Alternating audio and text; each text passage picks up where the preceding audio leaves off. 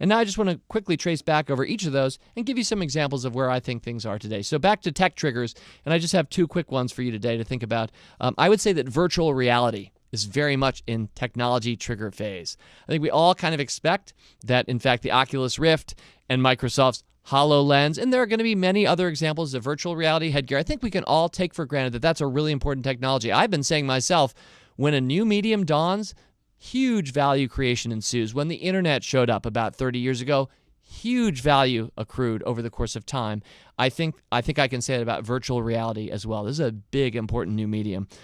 Another example, how about cures to cancer? I think we're seeing this happening. We're seeing the possibility of it happening. There are 1,000 different cancers, so there's not a single cure to cancer, but immunotherapy looks very promising. We have some of those stocks in Motley Fool Rule Breakers for those of you who are members of our service. So these are technology triggers that I think we can all say with a high degree of confidence are pretty amazing and are happening. And I don't think either one has yet reached the peak of inflated expectations, but let's next move there and talk about a couple examples of things that we might be expecting a little bit too much of right now. And a couple come to mind. How about autonomous cars, self-driving cars? I mean, I love these. The prospect is beautiful. I do think it's going to happen. Many lives will be saved as this technology eventually deploys itself. But I don't think it's going to happen quite as fast as everybody expects. And there's a lot of talk these days. I mean, when I was first talking about this, maybe in our Rule Breaker service several years ago, it seemed crazy at the time, and some people were willing to listen to it. And I by no means was first out on this topic at all. In fact, Google was, because they were already experiencing it and demonstrating it by putting hundreds of thousands of miles on cars out in California.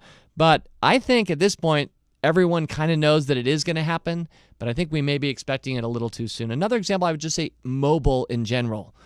The mobile revolution has been huge. It continues to be huge, but I feel like there's so much focus on it that maybe we think a little bit too much that everything is about mobile, and that's where all the growth is. I really say all these with hesitation because, as you'll find out at the end of this podcast, I don't think or try to really call these much myself. We'll talk about that in a sec, but I'm just thinking about things that I think have been built up for quite a while now and are real near maybe the peak. I would also say something like internet banking itself it's an obvious thing that bricks and mortar banks aren't as effective as internet banking. And so on a smaller level, this one might be one where we're like, we have a few of these stocks and they're very good and I like them for the long term. But I think it's obvious enough to enough people now that it's a superior model of banking to the cost of bricks and mortar that maybe we're expecting a little bit much from the world all going that direction. All right, number 3.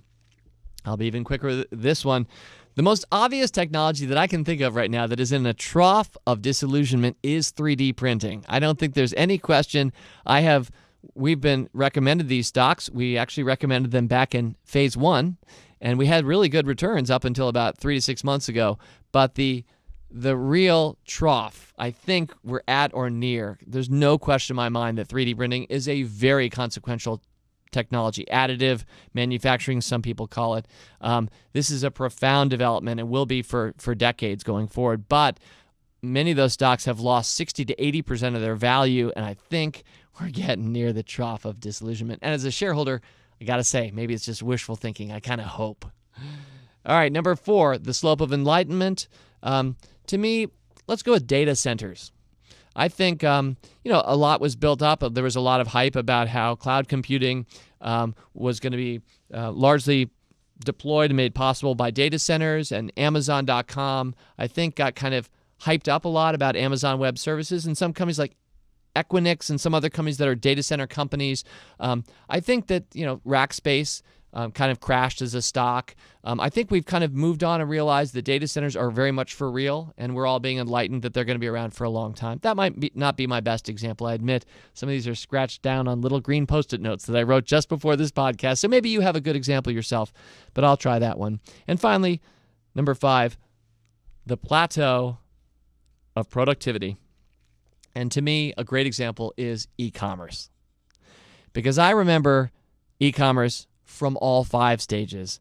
When we first started the Motley Fool, one of my early press interviews, I was on CNN, and it went something like this. Coming back, we're going to have David Gardner, co-founder of the Motley Fool, and he says that people will give their credit cards over the internet. Back after this. And that was the premise of that CNN appearance. I was essentially an apologist for e-commerce at a time that it seemed preposterous to many people. Go back and check those magazines and headlines and stories. Maybe check your own feelings at the time, back in the mid-1990s. There was a fair number of people who thought this will never work because people will not trust giving their credit cards over the internet. And we certainly lived through the rise in inflated expectations about what that would be and what e-commerce was. And we watched Amazon rise way up and eBay at the time. And then they crashed hard into the trough of disillusionment, 2001-2. And now people don't really use the phrase e-commerce much anymore, or it's not a thing because it's so implicit in so many companies today. E-commerce is such an obvious thing that we don't really even talk about it as its own thing anymore. So anyway, for me, there's an example, the plateau of productivity. As always, people on this program may have interest in the stocks they talk about, and the Motley Fool may have formal recommendations for or against. So don't buy or sell stocks based solely on what you hear. Learn more about rule breaker investing at rbi.fool.com.